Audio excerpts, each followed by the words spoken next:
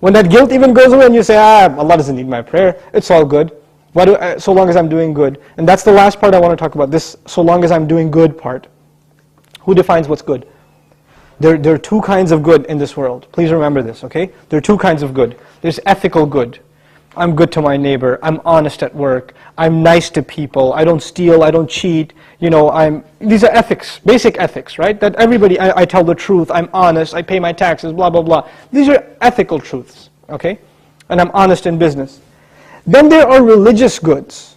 I go to Hajj, I give zakat, I pray 5 times a day, I fast in the month of Ramadan. These aren't ethical realities, these are religious goods. Good deeds that are religious and good deeds that are ethical, moral in nature. What happens a lot of times with Muslims and with non-Muslims, especially it happens with Muslims, is that we make a distinction between these two things.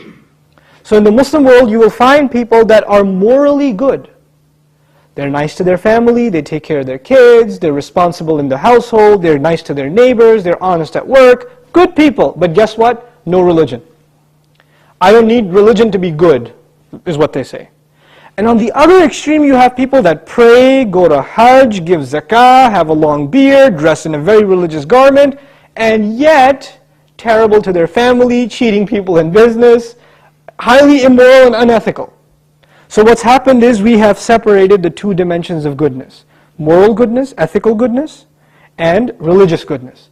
What Allah does in the Qur'an is, fuses them together in the ayah, this one ayah, it's called Ayatul Bir, the ayah of goodness. What does it mean to be good? If you study that ayah, it is a combination of two things. It's a combination of ethical principles like fulfilling your promises, being patient, perseverant, and also religious goodness, establishing the prayer, giving the zakah, right? So it's a combination of both of those things in one place.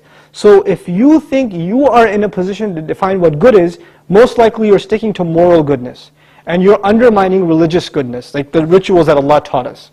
But what Allah wants is for us to have both at the same time. This is when a person is truly good.